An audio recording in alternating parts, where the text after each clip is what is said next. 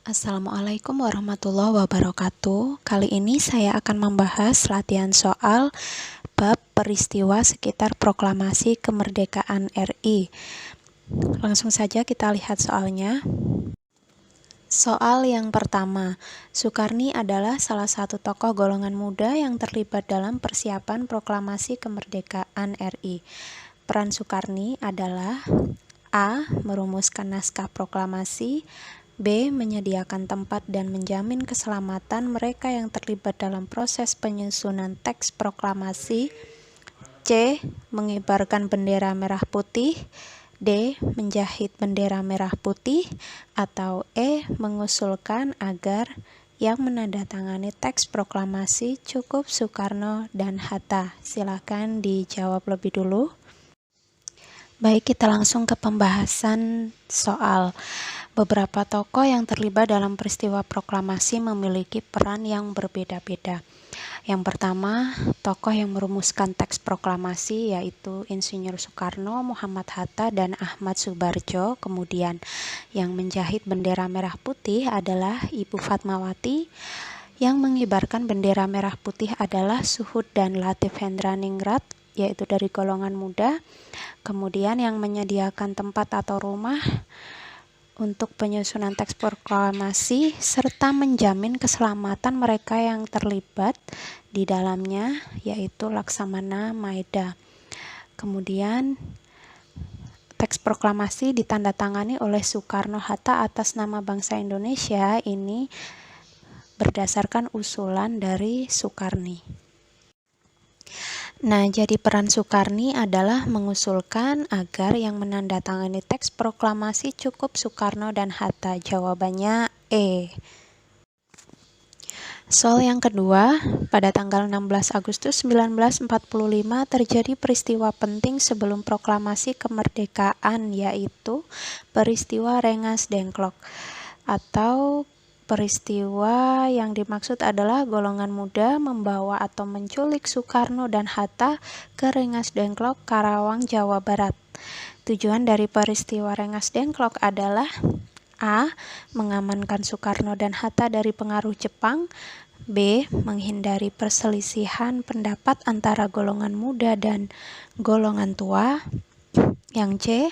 Mempersiapkan perumusan naskah proklamasi, yang D. Menghindari tekanan sekutu, atau E. Menggelar rapat persiapan proklamasi kemerdekaan. Silahkan dijawab terlebih dahulu. Baik, kita langsung ke pembahasan. Melihat peristiwa Rengas Dengklok dan beberapa kondisi sebelum peristiwa ini terjadi, saat itu Jepang sudah kalah dalam Perang Dunia II. Pasca pengeboman di kota Hiroshima pada tanggal 6 Agustus dan diikuti bom Nagasaki pada tanggal 9 Agustus 1945. Jadi Jepang saat itu sudah kalah dalam Perang Dunia II. Dan pada hakikatnya Jepang juga sudah tidak berhak berkuasa di Indonesia ya.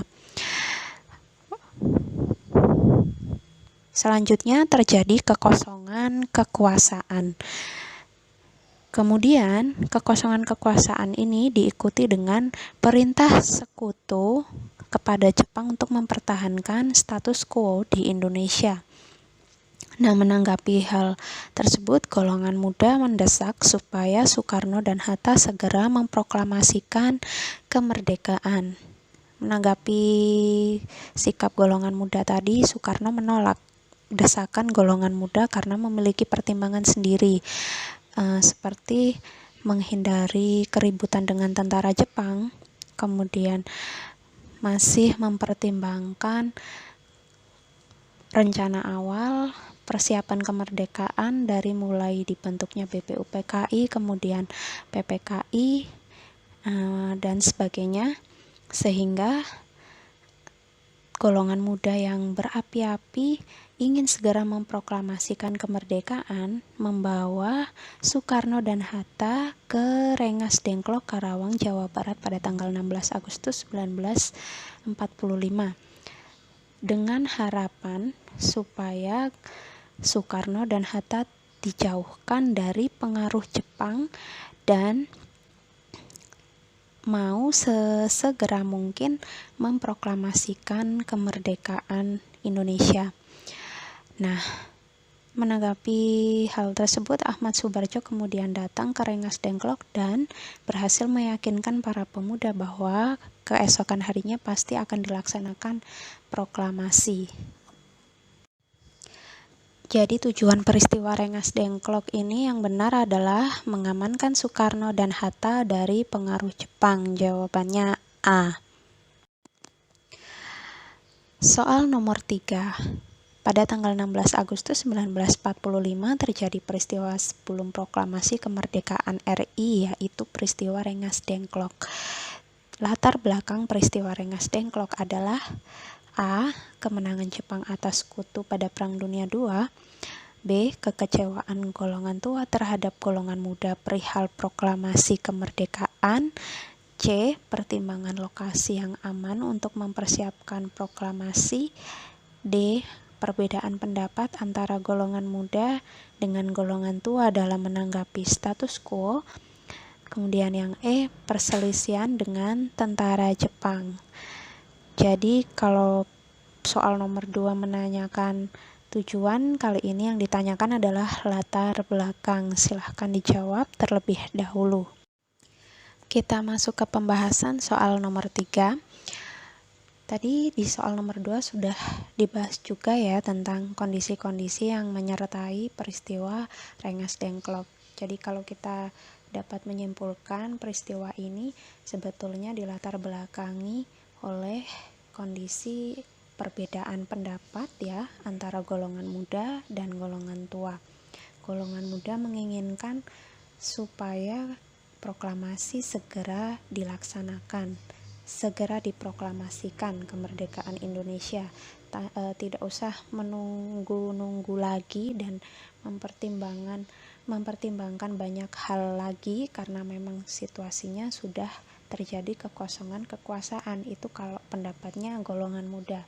Tetapi menanggapi situasi kekosongan kekuasaan, golongan tua memiliki pendapat yang berbeda ternyata.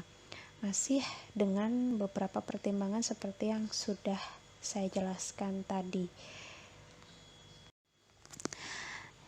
Jadi jawabannya adalah yang D ya. Perbedaan pendapat antara golongan muda dan golongan tua dalam menanggapi status quo ini melatar belakangi peristiwa Rengas Dengklok. Oke, pembahasan untuk latihan soal materi peristiwa sekitar proklamasi sudah selesai. Kita ketemu lagi di latihan soal berikutnya. Apabila ada perkataan yang kurang tepat, mohon dimaafkan. Wassalamualaikum warahmatullahi wabarakatuh.